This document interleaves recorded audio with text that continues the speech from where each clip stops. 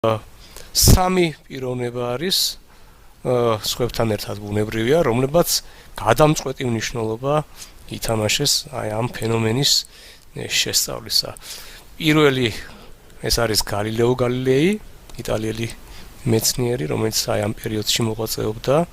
მის შემდგომ ისააკ ნიუტონი და აინშტაინი, რომელმაც შექმნა უზადო და სრულყოფილი გრავიტაციის თეორია, რომელიც დღესდღეობით ითვლება სწორ თეორიად, თუმცა ვარაუდობენ, რომ რაღაც ეტაპზე შეიძლება გადახედვა დააშკრეს, მაგრამ დღესდღეობით, ასე ვთქვათ, არავითარი მინიშნება ამისა არ არის.